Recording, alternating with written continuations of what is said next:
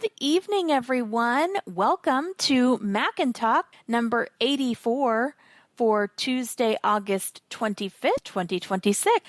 I am Chanelle, your facilitator. Mac and Talk is a Q&A conference call for anyone with Mac questions. Whether you're getting started with VoiceOver and need some encouragement, or you are considering the purchase of a Mac, or maybe you're a longtime user with a tech question or whatever and just want some discussion and help, we're here for that too. And whether you're joining us now or later on via the podcast recording, definitely welcome.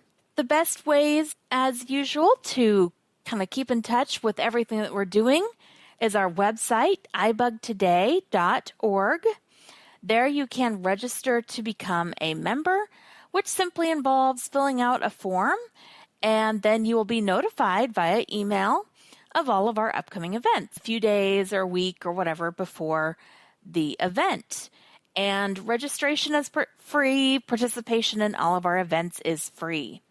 You can also look for us on social media. We have a Facebook group and page. I know the Facebook group is, facebook.com/groups/ibugtoday. And then we can be found on YouTube if you like to listen to things there. All of the recordings of our previous workshops, or most of them, are on our YouTube channel, and they're organized into different playlists. And if you enjoy podcasts, we have you covered there as well. Just look for iBug Buzz, iBug Mac and Talk, iBug Cafe, and iBug Apple Workshop. Which brings to mind some of the events that are coming up. We are just finishing the month, and so as usual, like next Monday, and I believe that will be September 1st, we have our iBug Buzz from 7 to 9 p.m. Central. That's every Monday. And that's a great place to ask iOS and iDevice questions. On Tuesday, Tuesday, is September 1st. So on Tuesday, September 1st, you can come ask more Mac questions at MacBuzz from 5 to 6 p.m. All times are Central. Going back to this week, though, we do have iBug Night at the virtual movies at 7 p.m. And the movie actually starts at 8, but there's a lot of fun and frivolity beforehand. And the movie this time is Something's Gotta Give, 2003, PG-13. And then on Saturday, it's iBug's Life from 7 p.m., I believe, to 9 p.m.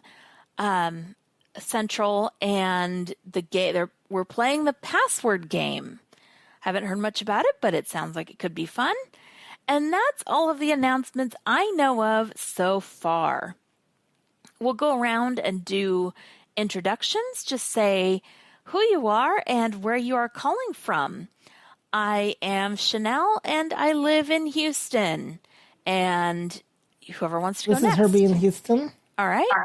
This is Gigi in Houston, and Michael said the password game is next Saturday, the first week in September. Okay, all right. First Saturday. All right, well then I was told about that one a little prematurely. That's all right. Thanks, Gigi, and welcome. Thank you. Al from Reston. Welcome, Al.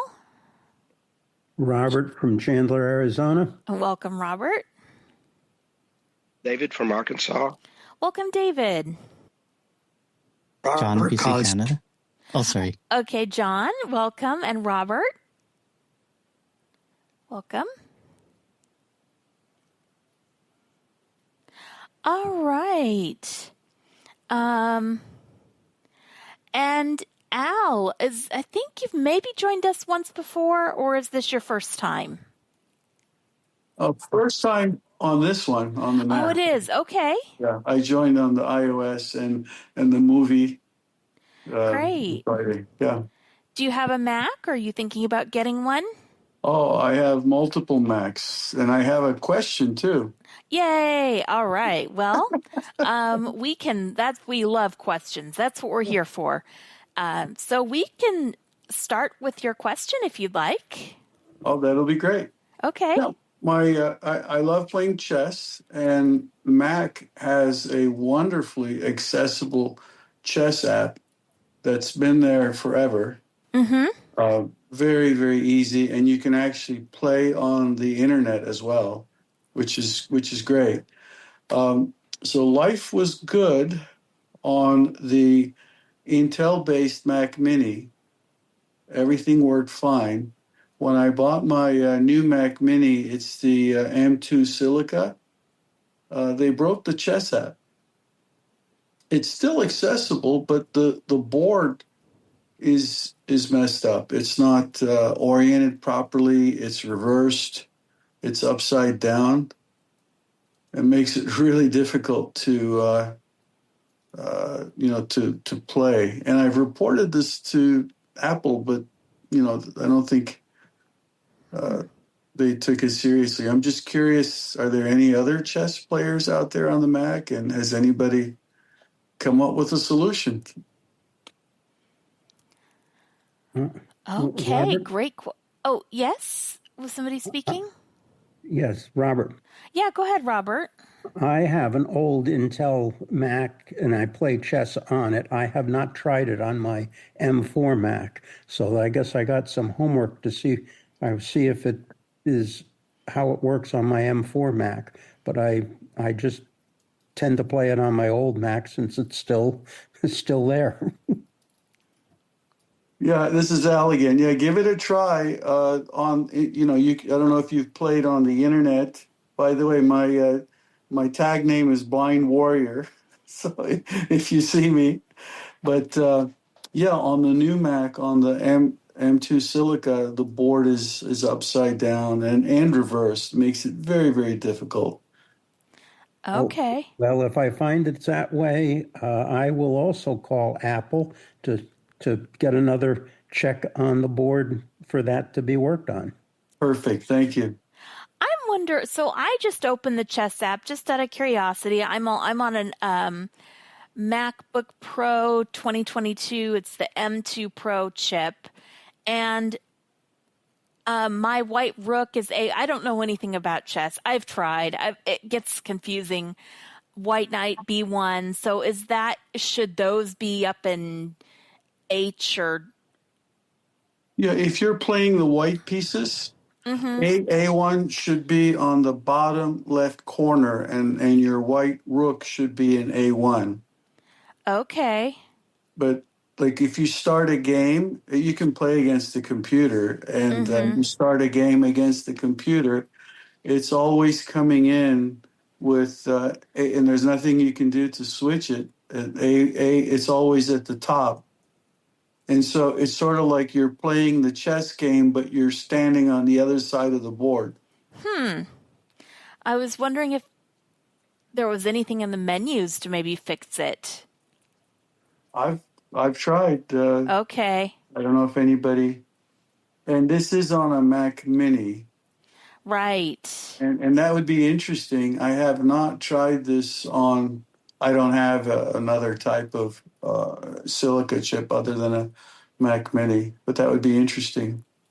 What about let's see, does the game have preferences? Let's see. Yeah, you can set the voice. This is Herbie. Yes, Hervey. The type of Mac shouldn't matter. It's just the chip. You know, if it's built for the silicon version, it's not going to matter whether you're an M1 or M4 or MacBook Pro or, it's built for the chip. So the type of Mac shouldn't matter. Yeah, okay, and I don't see anything. One chip should be the same as another. Right. Response to it. Yeah, the Robert has a difference with the because his old Mac is Intel based, so that's a different programming language. So that would be different, but it doesn't matter whether the type of Mac doesn't matter. The fact that it's silicon based is what matters. Right. I would agree with that. My suspicion from hearing this is that that's that program's been, as you said, it's been there forever. I remember it way back when the first Macs came out. It was it's always been there. I suspect that they just transported it over and nobody bothered looking at it. Well, yeah, and then the key would be to find accessible chess apps that you could even play on the Mac. I think this is Herbie. Yeah, go ahead, Herbie. Quincy's Game Room is one option. It is browser-based, but it does have a chess game. Right. Weren't you mentioning that last night on the other call? Yes. Okay.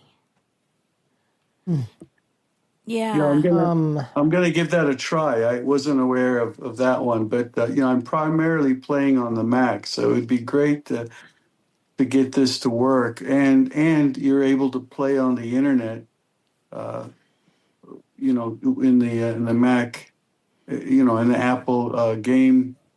I forget what it was called. Game Center. Game Center, yeah. Game So Center. I like that. I like being able to play there. All right. Well, definitely.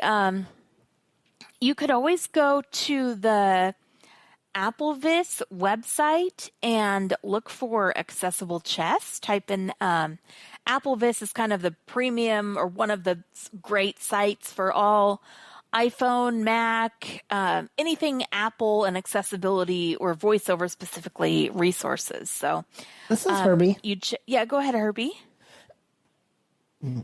Just one thought I had, though, is this even an accessibility issue? Because my question is VoiceOver presenting the board upside down, or is that actually how it is visually? Because that matters in terms of it may not be an Apple accessibility issue. It may be an actual Apple design issue. So that could be.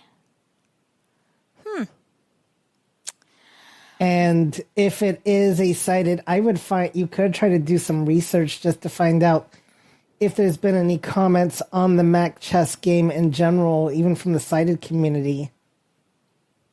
And that's something I would look into as well, just out of curiosity. Definitely.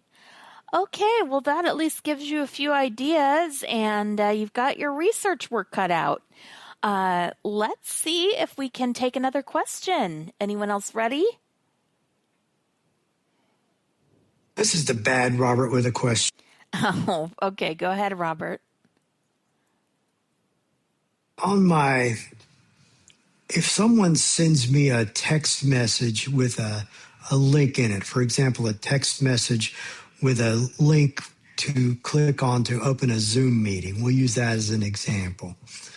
On my phone, I'm able to rotor to links and flick down and locate the link and double tap on it to open that Zoom meeting. But I am not having much success at all getting VoiceOver on the Mac in messages to actually focus on a link like that and actually allow me to activate it. Is there a trick that I don't know about, or does anyone know a way to make this work equally well on the Mac as it does on the phone? This is Herbie. Yes, Herbie. Sometimes, especially if it's an iMessage, it will recognize the link even if you're not focused on it. You can, of course, also try VO Command L. And if all else fails, then what I will do is I will copy, do a VO Command space, bring up the actions rotor, and copy the message, put it in a text file, and strip out everything but the link. And yes, that is work, but it is an option at least. So, or I'll just find the link and just thank you for that, Herbie. But yeah, just Robert. Those are my work. That's actually what I ended up doing. It was the only way I could make it work.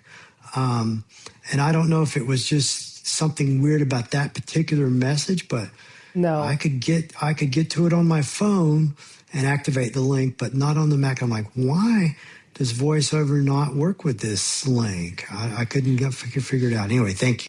So, oh, sorry. Go ahead, Herbie. Yeah, just go ahead. Like I said, sometimes try and enter a VO space just to see what happens. You don't even have to be focused on the link. You don't even have to be focused on it. Just on the text field.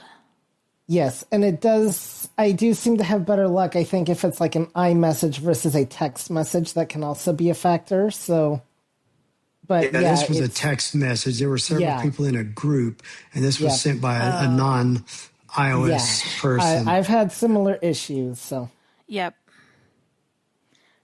Those links can be tricky on the Mac, definitely. All right. Well, who wants to go ahead with the next question? oh, were you gonna for some words of wisdom?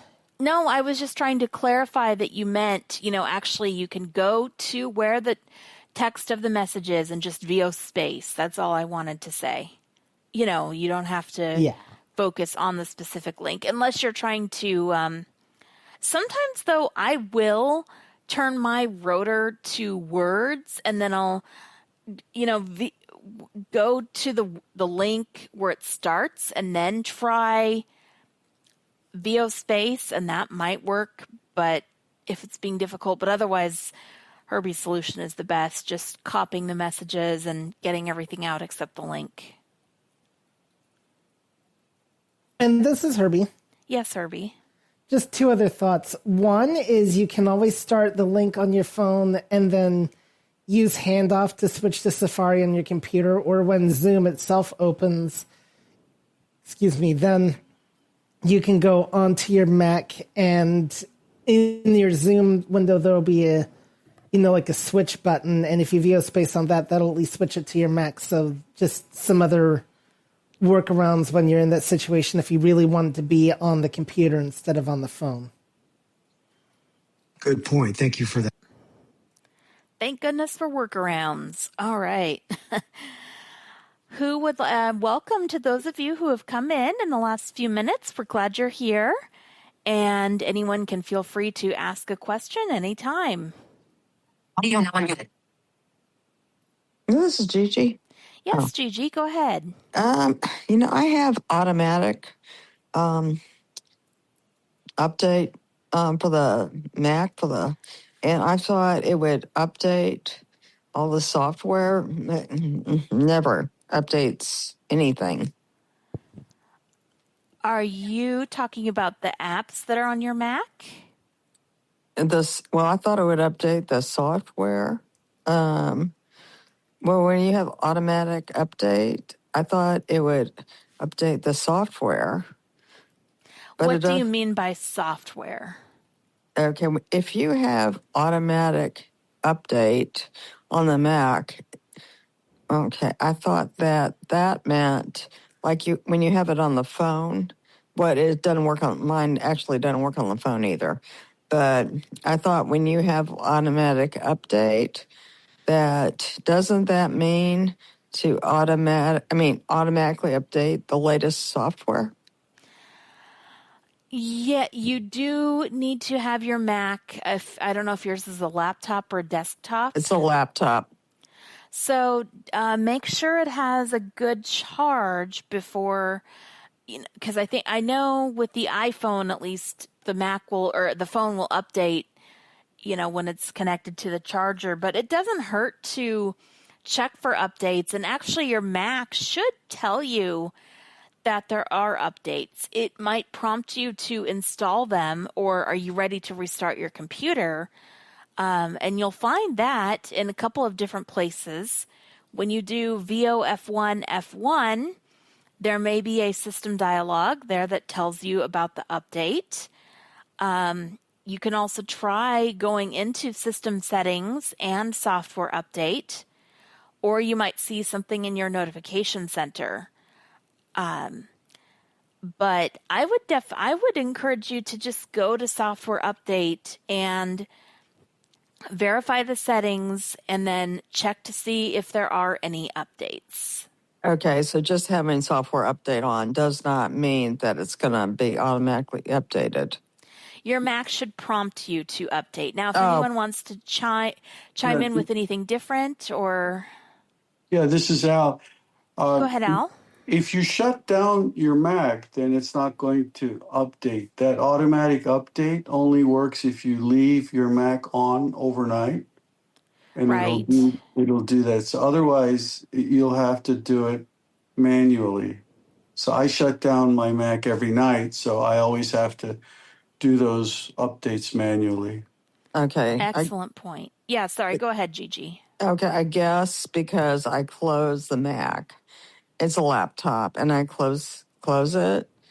Does that mean I'm shutting it down? No. Oh, I mean, you mean the shutdown where you actually Right. shut it down. But I guess because I closed the laptop, it wouldn't be able to update. There is a feature where it can wake from sleep for network access, but I'm not sure if that's it. I don't think it'll ever just restart to install updates without you. Well, actually, no. It'll say try later tonight. But yeah, if you end up putting it to sleep a lot, then it may not update automatically. And this is Gigi. And, I also leave. Maybe I shouldn't be doing this, but I usually leave my Mac charging all the time unless I'm charging something else. Yeah, that's fine. It should have feature. The Mac has an ability to manage the battery's capacity or to do optimum charging. You might explore those settings. That's in system settings and battery, I think, for a laptop. Let's see. Yeah, battery. It's Michael. Go ahead, Michael. I'm pretty sure last week I had a message pop up on my screen and it said that there was an iOS update, and did I want to do it overnight or did I want to do it now? So I think that a message does come up asking you. I don't think it'll do it automatically. I think I'd have to click do it overnight and then it would. Yeah. But I always do it now, so. Yeah. Okay. All right. This Gigi, I guess I was confused about that. It's okay. Just go ahead and check your software updates. Okay. And there is a switch that says automatic updates on, but so you can just double check that as well. But you definitely do need to respond to your Mac in order for it to update. Okay. It's Michael. Go ahead, Michael. I'd just like to add something to that. I never have my systems update on its own. And the reason I don't want it to update is because 27 is coming out in a month or two. Right. And I do not want to install 27 until it's been out for a good month and I get a chance to read and see what Apple Vista and you guys and everybody is saying about it. Yes. I frankly would turn off the automatic update and just do it when you want. Excellent point. Yes, go ahead, Herbie. Updates are not as scary as you might think. I will definitely tell you that with the latest iOS updates, there's actually some improvements to just the way Siri behaves. So, and I've not heard of anybody using the Mac beta as having any problems. So, the only reason why you might not want to update is like in the past, Loopback was not able to, like Rogue Amoeba was not able to keep up with updates, so that would create a problem. But you're going to waste your time if you worry about updates because you're going to read all the, people are going to find things that they don't like. And sometimes they're legit. Often they have workarounds. One of the big ones was like Safari for a while did have an issue where it did not want to necessarily read stuff when you clicked on links. But again, there was a workaround with the reader mode and stuff like that. So I personally would just, I wouldn't wait to look for good stuff about the update. It's going to be you're going to get mixed results. So I would just myself, unless you have specific software concerns, I would, when it comes to updates, it's just usually better to bite the bullet. And Well, I get nervous with the first 2 number updates, right? Not so much, certainly not the last 2 number updates. So if it's 6.2, the 0.2 is fine.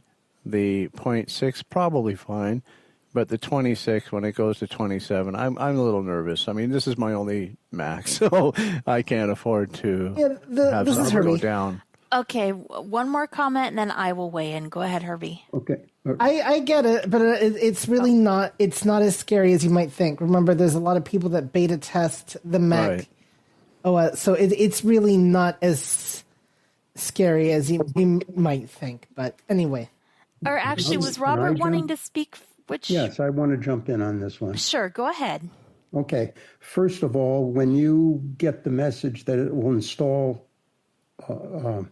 overnight, and you just let your Mac go to sleep, and I use a laptop, it will download the update and it'll put the update on there, but you have to do a restart in order to install the update. So you're still, it's then going to let you know that the update is downloaded and all ready to go. It's going to ask you to restart. And then you have to wait for the little Apple symbol and the little bar to go by.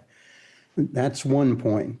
That's true, yes. The other point is if it's a major update, such as from what are we now, 26, and I forget the name, to whatever the new one's going to be. 0.6, I think. Yeah. It will not automatically download that. That requires you to specifically go and ask for that download. It will keep updating the 26 on an automatic basis, and then you're going to have to go, it'll tell you that 27 will be there and available, but you have to specifically ask for it. It will not automatically do it. At least that's what's happened in past upgrades, because I've had a Mac since umpteen years ago. That is the way it goes. So if you're on one operating system, you have to make a deliberate action to go to the newest version when they change the name. Yes, I think you are absolutely correct. Thanks for straightening us out. Oh, go ahead. Who is trying to speak? This is Al. Yes, go ahead, Al. Yeah, I've never been worried about upgrading to a newer version of the Mac OS. On Microsoft, yes, but not for the Mac.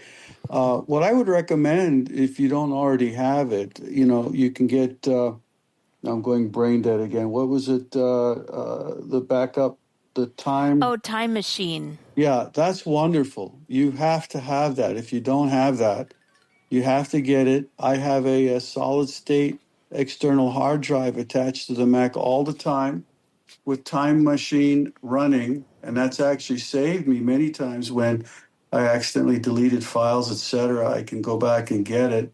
But I believe you could, let's say something went wrong with an upgrade. I believe, I've never done it, but I believe you could use Time Machine to roll back to that previous OS.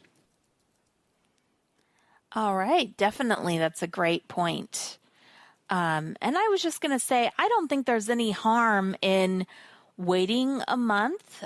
That being said, I don't think there's anything particularly scary about updating to the latest software either. But when you do have certain software that may or may not work with the next release, you always have to kind of take that into consideration. And this has been an excellent topic. I think we will go ahead and move on. Who would like to? What? Robert, can I make just one more quick comment? Okay, go ahead, Robert.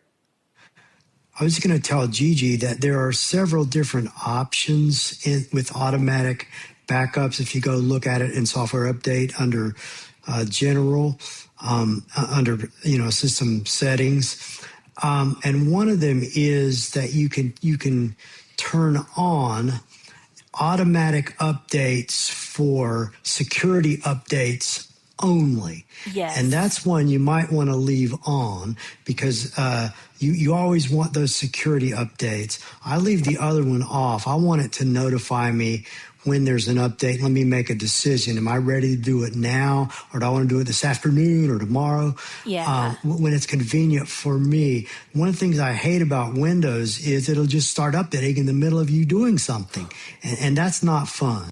No. That's an excellent point. Yeah, I was just looking at software update settings just to refresh my memory, and they're absolutely right. I would never, ever turn security updates off. And it's great to have flexibility over and control over when you update the other things.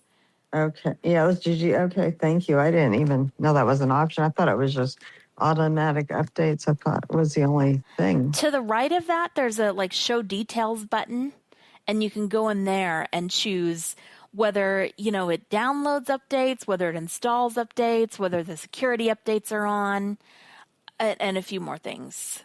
So. Okay, thank you. Yep. This is John.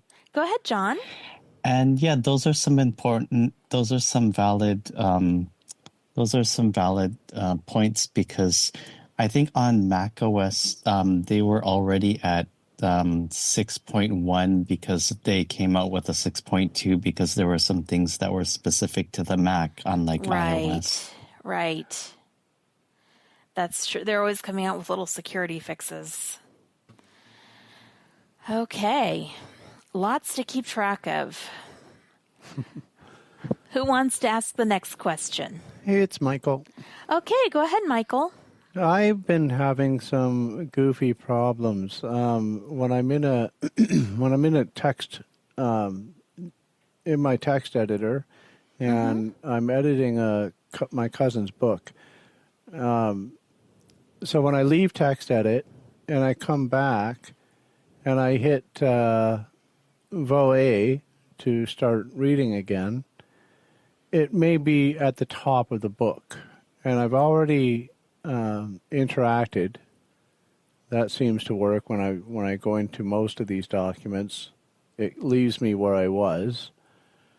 And sometimes I'm copying text out, going to an email, pasting it, and I come back and I hit up and down arrow, and it's reading where I was. But as soon as I hit vote A, it starts at the top of the document again. That's strange. This is Herbie. Go ahead, Herbie. When you're doing VOA, are you interacting first or He not? said that he was. I interacted originally when I opened the document, but I'm not interacting every time I go in. Do I need to do that every time I go You in? might No, try you don't. that. Shouldn't even need to interact. No, okay, so for VOA to work, you do need to interact because it's a voiceover specific command. Remember, most voiceover commands require voiceover interaction. Keyboard commands. Right, but I thought, well, okay. I've always had to interact, I thought. So it's just now it's a habit. Yeah. It's for things like those voiceover read all commands, definitely. But Nope. But you don't. I just tried it now. I opened the document and I immediately did VOA and it started reading. And okay, then if you arrow up and down. arrow up and down, and then go back. I'm to going the to now document. do that. So let's see. So I'm at 2 extra large eggs. Let's see if I do a VOA. Oh, nope, it still started from the top. Okay. Right. So that part at least. So then try But- interacting. Okay, so. And edit text. 1 stick on salted butter. Let's see. Oh, yep. Now it did. So you need to interact first and then do VOA. Right, which I do. That's just a habit. I do it every time. But when I leave the document and go to email to paste my corrections to the document, then I come back to the document. I don't think I need to interact again. You do. Okay, That's what I'll you're try doing wrong, that, is but I not never have interacting. before. Okay. I do this constantly. Like I do this regularly. I'm editing a couple of books for some cousins. So So the problem But- happened just recently? yes. And Okay. to add on to that, I don't know if this is related or not, but I was in Safari and I was in a forum and I was looking for my name in the forum to catch the update about me. And when I hit VoF, and I type in my name on the forum, and I hit enter. Now, when I up and down arrow, it's not there. It's somewhere else.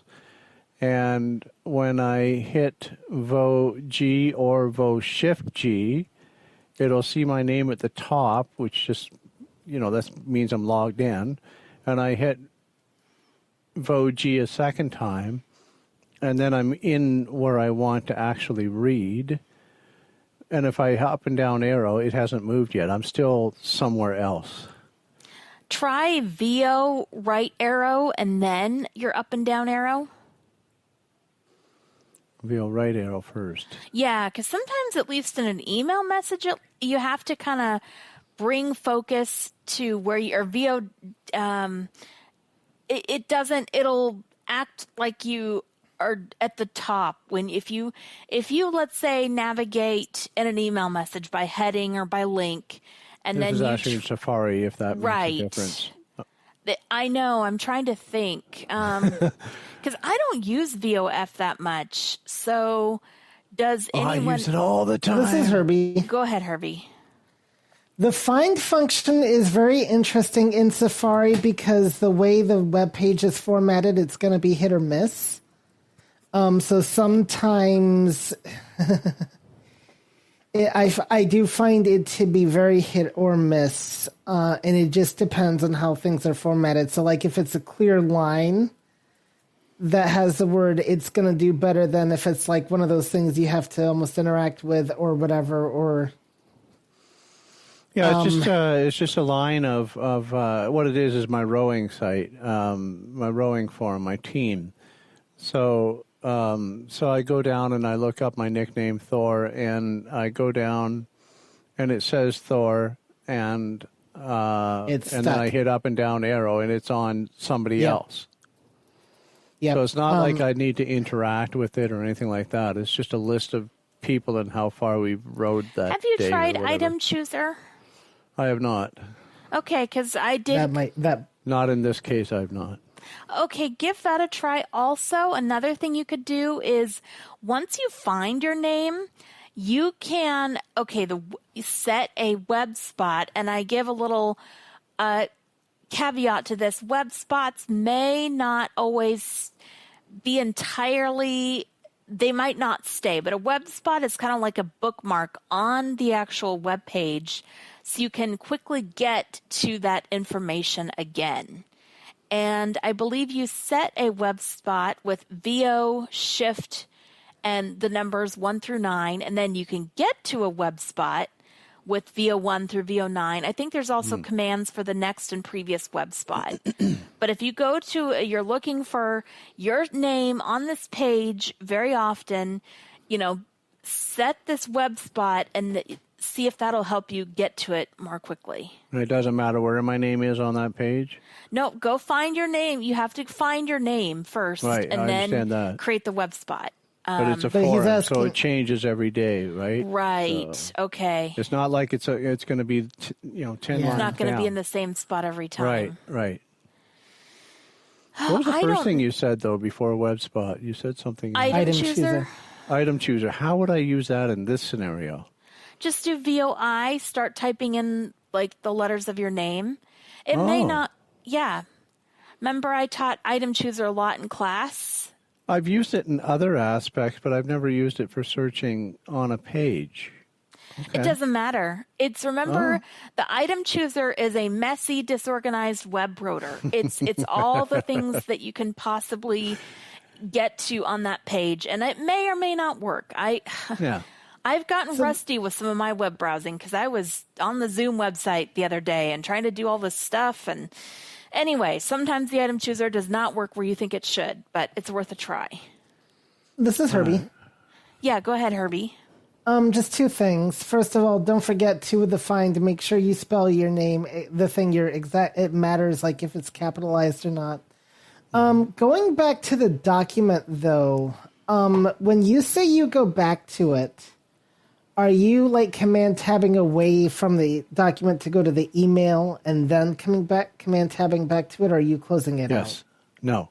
Command okay. tabbing. Because I was able to command tab away from a document, come back, and it still kept me interacted. Now, So I'm going to add a little bit to it because this might be a difference. In this particular book that I'm doing, he sent it to me as a doc or docs, whatever, a Word document. And I like my text editor. Thank you, Chanelle. And I changed it to a text file because I found it was putting too many words on one I don't line. think that matters. None of that matters? Okay. No. I didn't know if it would or not, so. You should be able to read it just fine as a doc file and text edit anyway. But this is Herbie. Just one other clarification. When you say you go away from the document, you are not uninteracting first, correct? Correct. Does your computer go to sleep first, maybe? No, this is all bang, bang, Yeah, bang. right. Yeah. I'm grabbing Okay. I'm grabbing a line from the document. I'm pasting it in another document or in an email. I'm typing in what I suggest the changes are, and then I'm going right back. I'll have to try that particular thing next, but, I wonder if something's affecting, like, just the voiceover cursor.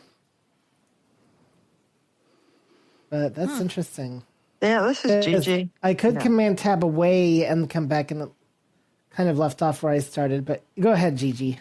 Yeah, I'm going to ask him Michael a question. Couple of questions. So he's sending you a Word file, and then you are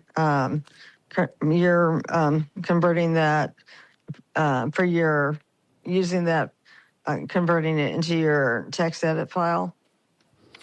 I open it. I have text edit defaulted to as my main editor, so it'll open text files, it'll open docs files, whatever. And then you're editing. Okay, you're editing his book. You're opening the Word. Okay, opening the Word book, the Word doc, and in your text edit file, and you're editing that doc on your text edit, right? More or less, yes.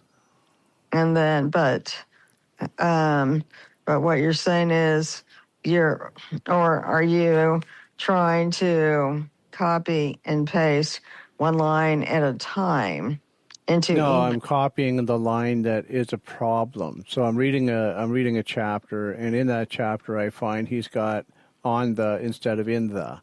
So I copy the line that has on the in it. Right. And then I go over to either another document or an email, depending on which cousin I'm working with, and I paste it in, and below I type in the, not on the. Right. And then I go back to the document and continue reading from there. So I'm not actually editing in text editor. I'm merely using it as a reader. Oh, I see. And then where are you? Okay, so where are you putting the? Okay, so like where are you putting the revisions? Corrections. Yeah, sometimes I'm putting them in text edit in a separate document, and sometimes I'm putting them in an email message that I'm going to respond to my cousin, depending on which cousin. Yeah. Okay, that's what I was trying to figure out how you were doing that. Okay. Yep. One more question. I wonder if the file has like tab stops, and that shouldn't make a difference to where the cursor is, but I wonder if there's some weird formatting or font issue, but I don't know. That shouldn't make a difference. No, and I'm really getting it in this one book, which is, 100 and whatever pages. And right. So it's a full book, and my other cousin is just chapters. And I don't get it very often with him. But with this book, this longer book, I'm getting it all the time, and it's really annoying.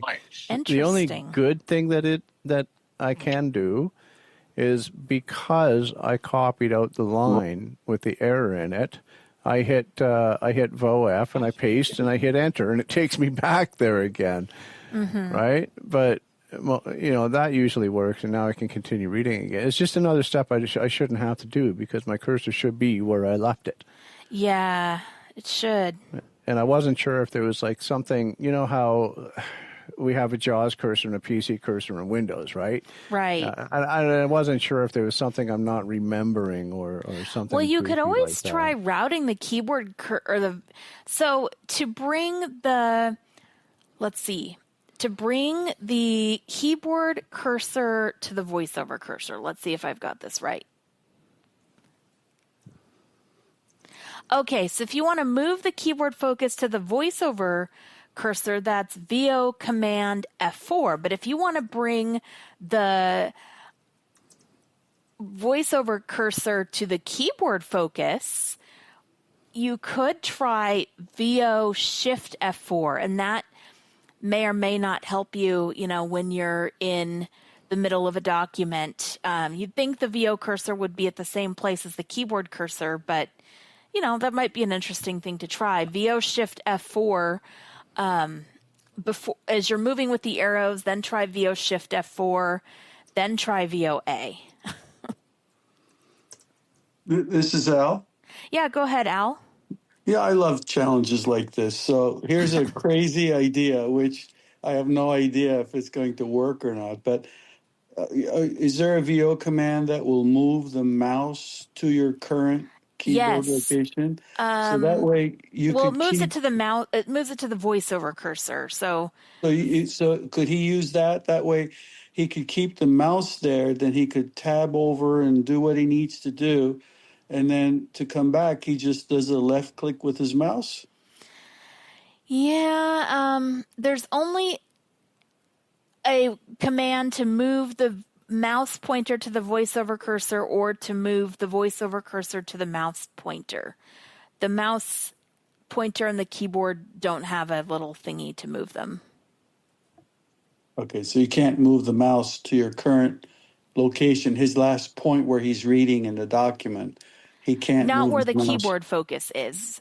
If it's where the voiceover focus is, I don't know. I don't fully understand cursors on the Mac, but I think we've probably explored this topic ad nauseum and bored people to death. But once you get on something, it's like, how do we fix this? Okay. So Thank you, guys. no problem. Who would like to ask the next question? Can we do round two? Sure. Okay, so I use VMware Okay. on both my Macs, both the Intel based and the M2 Silica based, to run Windows 11 because I still need Windows 11 for a lot of things. Everything is fine again on the Intel based, but on the Silica based, there is a bug with VMware. If you turn on VoiceOver while your virtual machine is running, it will crash the virtual machine. Oh, wow. So, I've checked into this. It looks like it's still a bug, even with the latest version of VMware, etc.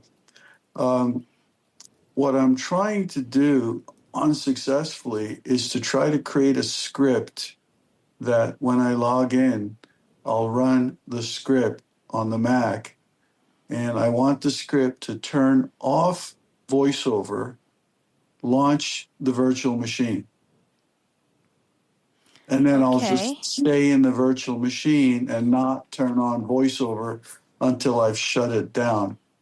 Just curious, there seems to be a couple of different options for scripting, but I haven't been able to get the script to actually turn off VoiceOver and do what I'm trying to do. Has anybody done anything like that? Wow. The most I've ever done with scripting is try to modify the time and date one to say speaking without the date and speak the 24-hour time. But I don't really know anything about scripting very much. I don't think anyone else here does. If anyone does, you can contribute. It's Michael. I think there's a guy named Marcus. I don't know his last name. Yeah, Marco something. You're on the track. Yeah. This is Herbie. He has go a ahead, website. Herbie. What about Darcy?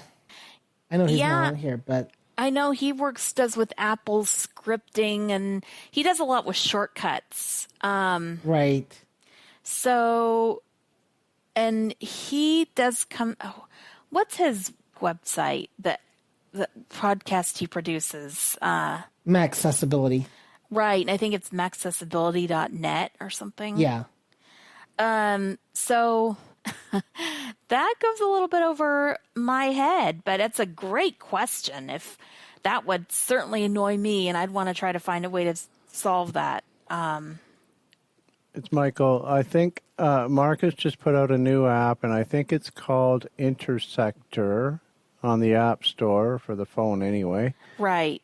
And that way I assume his name is there. So you could look it up through there and find his website, do a Google search for him and find his website. And I think he has lessons on a lot of that stuff there from what I understand. Oh, excellent. Thank you. And I also know that somebody created an accessible virtual machine app, or I saw something on the Tech VI list. If I Google, let's see here. I think that's my podcasting partner, Allison. I don't know how far along she's gotten with it, but I know she's working on it. Oh, that's awesome. Okay. Because there was something sent to the Tech VI list and like even a download link or something, but that's awesome. Well, then maybe it's not super far along, but it's in the future. Well, I had Parallels before. That was terrible, not accessible at all. Right. That's what I've heard. And VMware is actually very accessible. It was when I used it. Yeah. It just has this one little bug. And other than that, I mean, it's perfect. And plus now it's free. So I tried it. It wasn't taking a risk. And so it was all good. On my Robert Yeah, go ahead, Robert. Sorry, I didn't mean to interrupt what you were saying. Go ahead and finish what you were saying. I was just going to say, on my old Intel-based, I was able to set up Boot Camp so I can switch between the two, Windows and Mac, no problem, works great. Looks like that's not allowed yet on the Silica chip, which is unfortunate. That's why I'm having to go with the VMware option. Yeah. Okay, go ahead, Robert. I don't think boot camp is possible on the silicon, Apple Silicon. But my question is, can you start VMware with a hotkey? So could you turn VoiceOver off and simply tap a hotkey and start VMware that way? Yeah, this is Al. So my workaround right now is I exit out of VMware, I start VoiceOver, I go to shutdown, I turn off VoiceOver, and I shut down my computer. It's just 2 times you press enter. And then I have it set up so that when I boot up, it automatically boots up VMware. And so I'm good to go.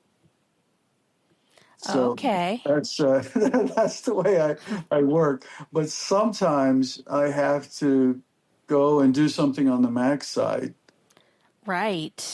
So that's the scenario where it would be great if I had a script that I would shut down the VMware and then go to the Mac and then run the script to do it. So does would your VM start when your VM starts? Does the operating system start as well, or do you have to kind of launch that? Yeah. No, I have it set up that way. So you could. Robert kind of has a great idea.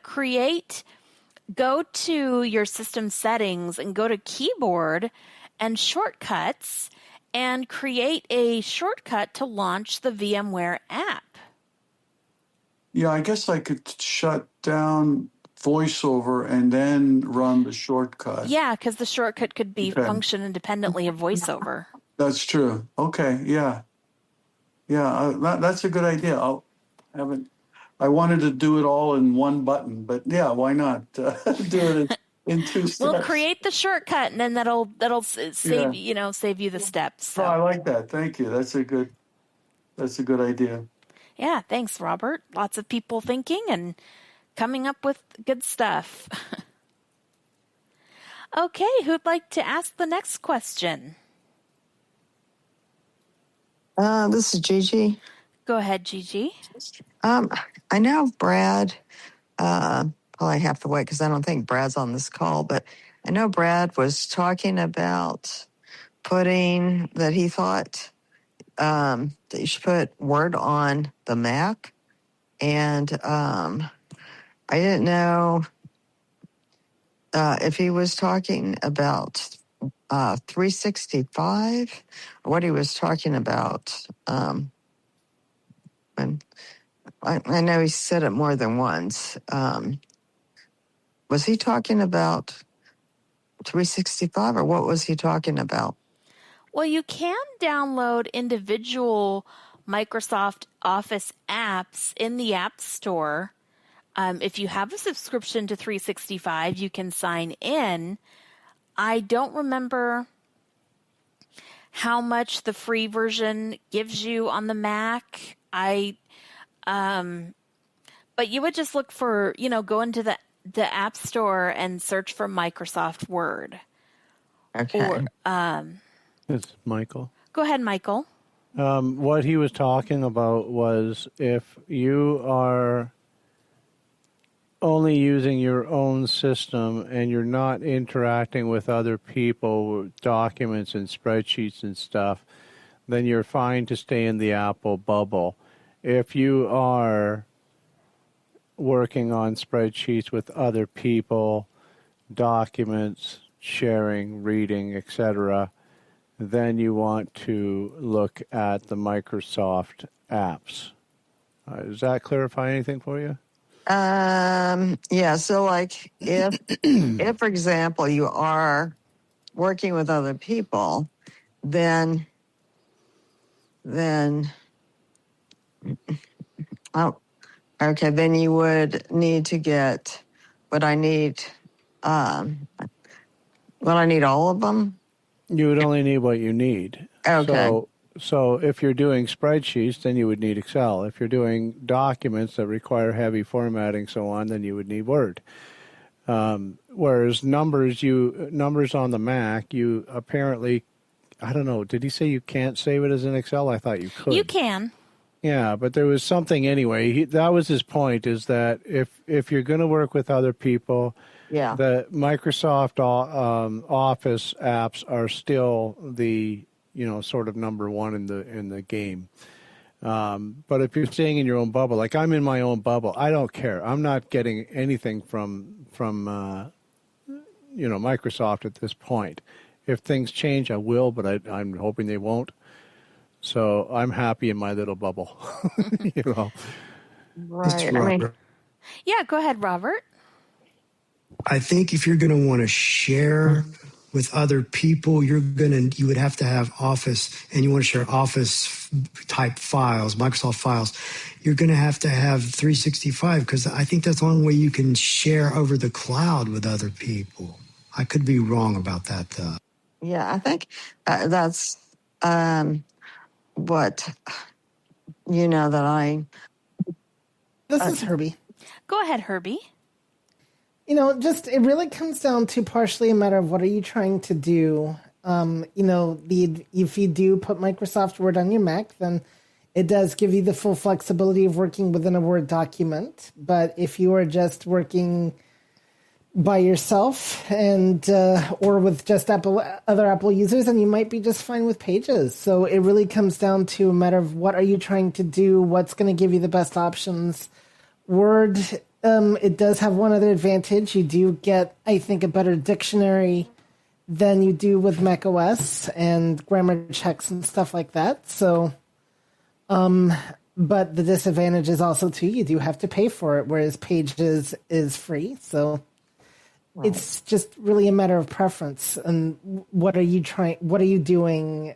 What specific case is, do you need? Like, I don't have Word on my Mac at all because I don't need it because I'm not doing anything school related or whatever anymore. So, can't say that I've missed it, but That's just me. But if you're writing in a book, you might want to consider, the possibility of would it be easier for you to write using Microsoft Word as opposed to Pages. Just know that the Mac in Pages is a little bit more accessible, but Word will work on the Mac. So I think that's what it boils down to. You think that Pages is more accessible than? I think so, but again, it depends. Ultimately, what are you doing? Okay, like if I'm using Word for writing, and Yep. then Brad. Okay, so Brad. Just never mind Brad for the moment. Just tell me what you are doing. Well, I'm trying. I need something that's very accessible, obviously, and easy. But like, so I'm up. And I am working with other people, which means I have to that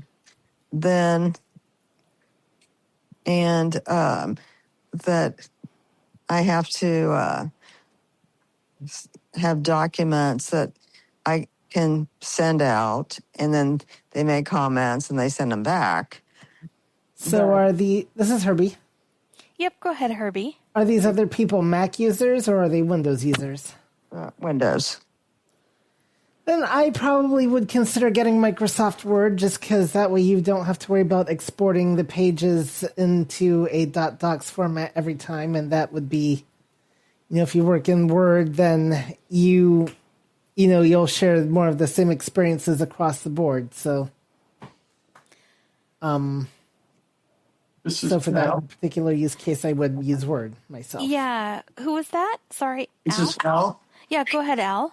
Yeah, so this may have changed, but I'm going to say, I don't know, 10 years ago, I installed, the full Microsoft Office on my Mac.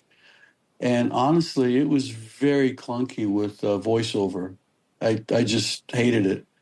And that's one of the reasons why I went with the VMware or the VM route and just, I used those products in their natural environment on Windows. And so that may or may not be an option for you. I don't know how your skills are with JAWS and NVDA, but that was the choice I made because I found it to be very clunky.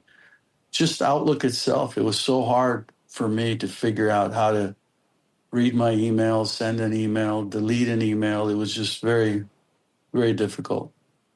So just my perspective. So, okay, this is Gigi. Go ahead, Gigi. Okay, Al was going to ask you a question, so I've never. It's the first time I've ever. Let's not. Okay. We have kind of kept this topic going. So. Okay. Go ahead, Tim. I think Tim was trying to. Okay. Well, I was just going to say that Microsoft Word on the Mac with VoiceOver is very tricky because there's no direct documentation, and at least I have not found any direct keyboard shortcuts for accessing any of the tools like in the ribbon bar. Almost all the formatting and functions that you need to do within Word are either done through the menu bar, which is easily done with VoiceOver, or through the ribbon bar. And using the ribbon bar, you have to deselect the document and reselect the ribbon and try to figure out which ribbon you need to go to and where in the ribbon you need to go to. And these are all things that on Windows, there are keyboard shortcuts in JAWS that will do that command without you having to fumble around. So that is probably the single biggest thing that strike against Word on the Mac. The other thing is that technical support. I've found that Microsoft's Disability Answer Desk support line, they don't know anything whatsoever about trying to deal with Mac people. They assume that if you're using Word or Office, you're using it on Windows, of course. Okay, this is Chanelle, and first of all, I don't want to discount anyone's experience. Yeah, Word was definitely clunky 10 years ago. I think it's gotten better. One time I did Google, keyboard commands for Microsoft Word on Mac. And I found an article listing a ton of them.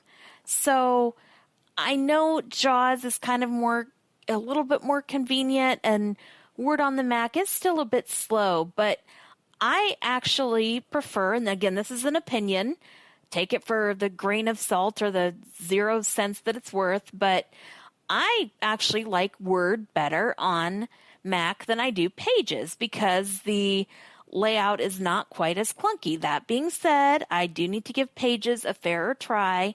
I did play with it a few years ago.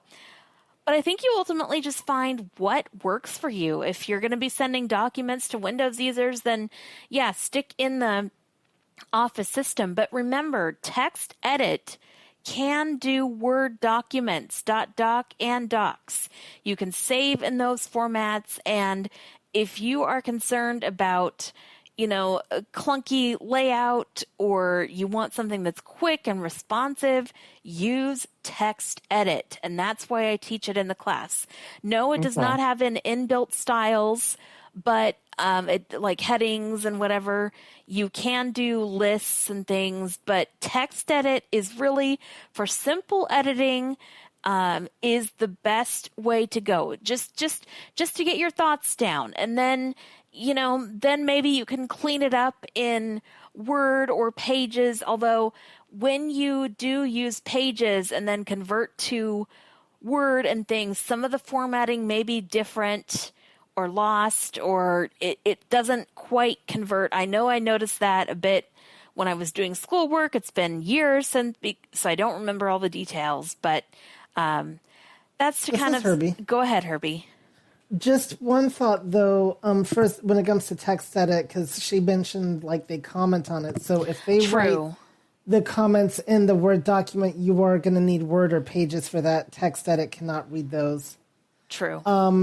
I will say that I can't compare like Word to 10 years ago. For me, what helped with Word, honestly, was ironically having a Windows background, because I knew some of the Word commands from that, and so transferring them over. Playing with things like item chooser, Tim, might help speed up your things that you're looking for. But I found it very easy to like uninteract with the document and reinteract with the ribbon menu and find stuff that way if I needed to, or do stuff in the menu bar. Sometimes, but it's been several years, but I didn't find it. The only thing I think I ever found clunky was changing the font. That is clunky. Yep. That was the only thing I remember finding clunky when I did Word. So, but I wouldn't worry about the other programs on the Mac. Outlook, Access. You don't need that. You don't need Excel. That it's doable on the Mac, but that's another can of worms. It's doable. It's doable. I use it. Right. But yeah, you just have to experiment. I would, you'll just have to experiment to see what works best. I think for your situation, I think I probably would ultimately do Word, but And if she was sharing spreadsheets with other people, Excel would be better. But yeah.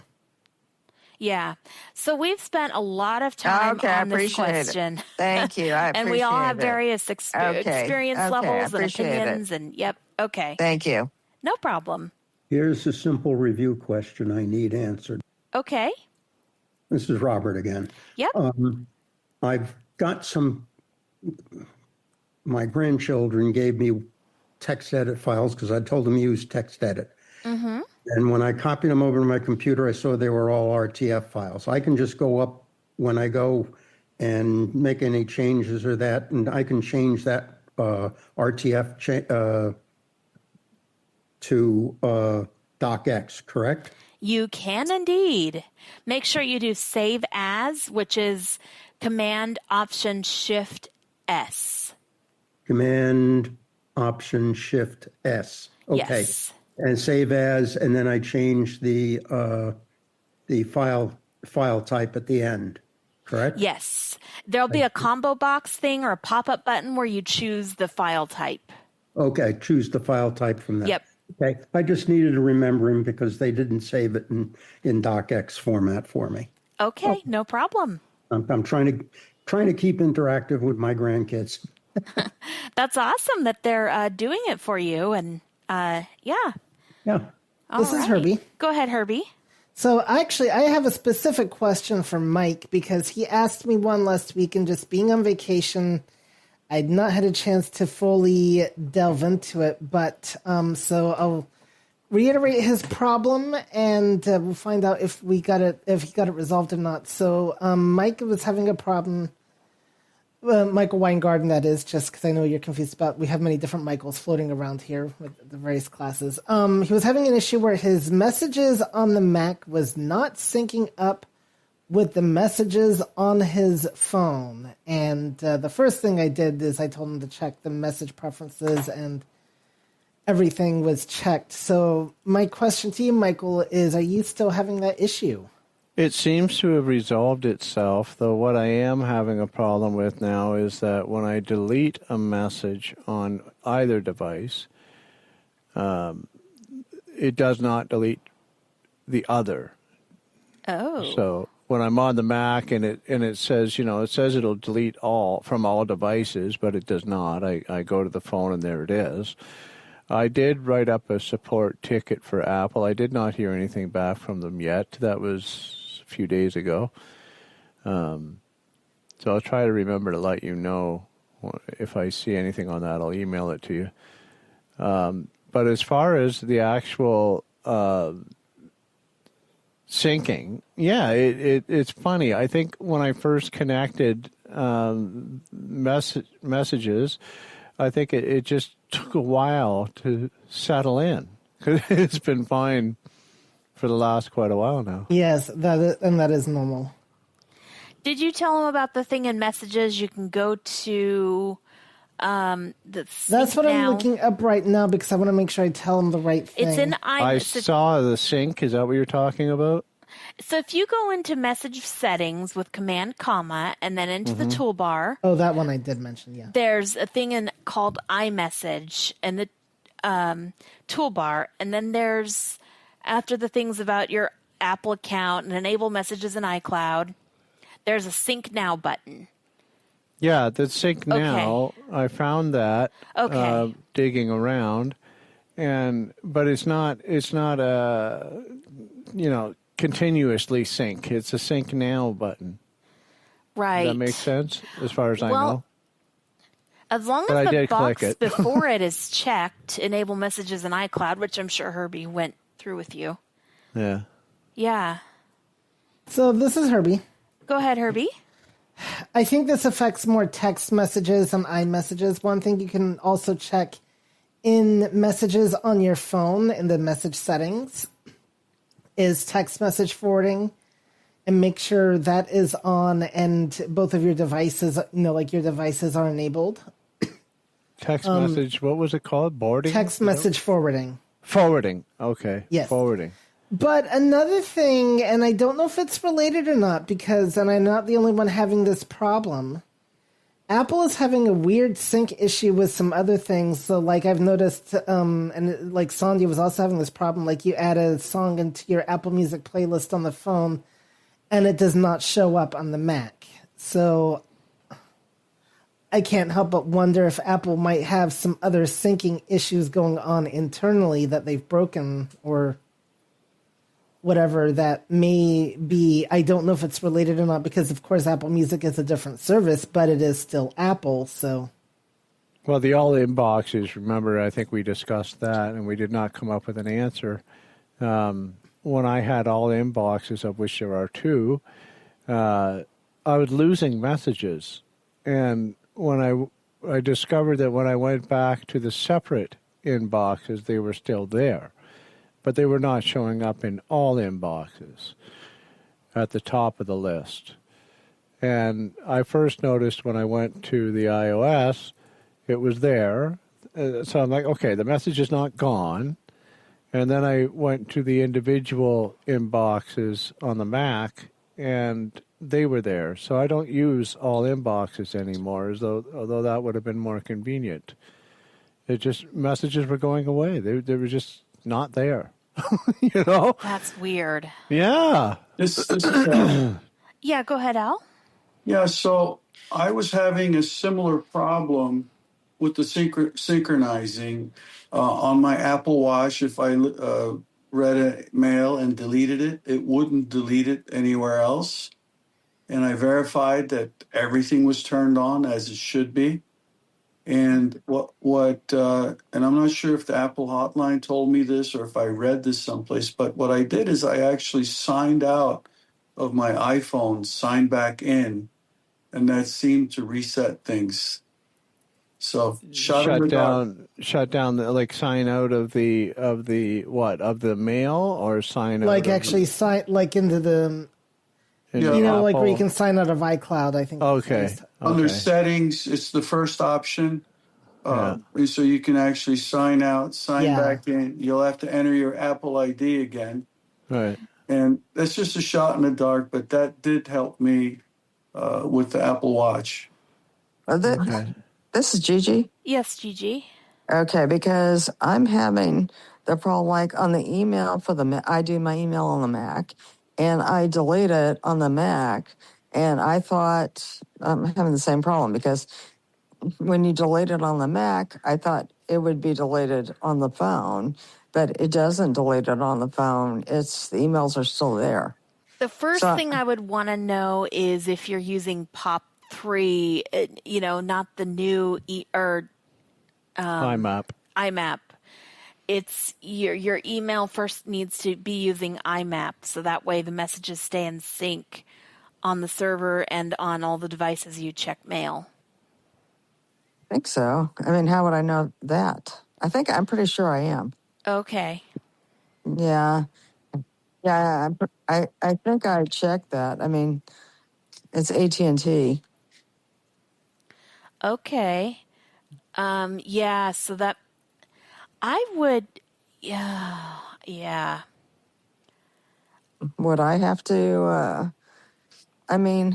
You'd have to go under your, in mail under settings and then look for accounts and then the account information might tell you, or I don't know, or mailbox behaviors, that might. On the Mac or the phone? Because, they're on the Mac, yeah, because because it's deleting on the Mac. Okay. It's right. The phone is so where. Then if you ever delete something on the phone, is it still on the Mac? If you delete it on the phone first, is it on the Mac? Well, it doesn't delete. If you Chanelle's asking you, so have you tried deleting a message from the phone, and then is it gone from the Mac? No, because I was told to do it on the Mac. So well, it doesn't matter where you do it. Oh, okay. Actually, in the morning when I get up, I check on my phone, my email messages, and I just delete all the junk emails or the ones I don't need to look at. And when I'm answering emails, I usually do it on the Mac because I got a keyboard and it's easier to respond to emails that way. And I don't see any of the things I deleted. And if I delete something on my Mac, it will not be on my phone. I've checked it numerous times between the Mac and the phone. This is Herbie. Yes, Herbie. One thing you could try is synchronizing your mailbox. And so in the Mac Mail, there's an option called Mailbox here. If you under the menu bar. So, so under the Mailbox menu, you could go to. There's a synchronize. In my case, it's a submenu. I don't know if you just have one account, if it's a submenu or not. But in my case, I would go to the submenu, and then I would find the email account I want to synchronize, and hit enter, and that might resync everything with the server. The other thing you can do is, but I would try deleting from your phone also and see if it deletes from your Mac. That'll tell you, if might start to tell you where the problem is. The other thing is you could see if it's deleting from like the web. If you know how to access your AT&T through webmail, then you can see if it's deleted that way when you delete from the Mac. But you can try resynchronizing mailboxes and see if that fixes the problem. Yeah, great idea. So I think we addressed the original question, correct? Well, this is Gigi. So I go. Oh, sorry. Go ahead, Gigi. I go to the menu bar and Right arrow to mailbox.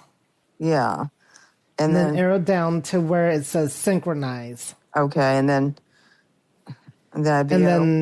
I don't know if you'll have a sub menu or not. If you do, then right arrow on the sub menu and hit enter where it says like AT&T or whatever your mail account's called. It is AT&T, yeah. And then that should resynchronize it with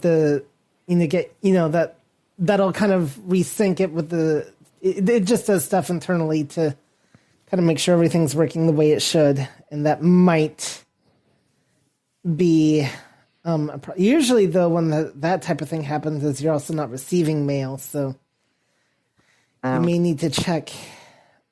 It may be another problem altogether. But I would try deleting it also, like I said, try that and also try deleting from your phone. Okay. And seeing if it goes away from your Mac. Okay, I'll try that after I get off the call, deleting some stuff on the phone. All right, excellent. Thank you. Well, was somebody about to speak? Oh, we were trying to ascertain if we'd answered Michael's original question, which you asked, but then did we provide information? Okay. We branched off of it, but yes, my messages are syncing. Okay, very good. Anyone else want to ask a question in our last 5 minutes? Or 4 minutes now. This is Herbie. Yes, Herbie. Does anybody know how to collect golden packages on the Mac using Package Hero? Oh, let's see. I think I can do it. Oh, dear. Oh, update in the App Store. Oh. Is that nobody's a serious asking any question? questions. So. Well, nobody's asking anything, so this is what you get. No, let's see if anybody... I do agree. Let's see if anybody actually has any real questions, as I've now got music playing in my ears. It's a game that, yeah. Listening to the sounds of silence? I guess so. Well, I was just about to say thank you to those of you who've come in throughout the meeting, and we're glad that you're here.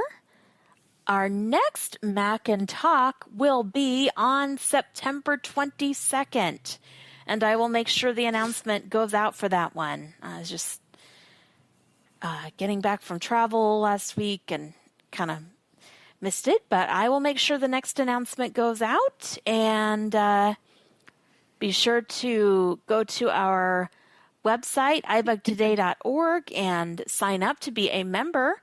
On the website, you can also join our Mac and Talk email list, and we could actually get into discussion of some of these problems and little annoyances, quirks that we're finding.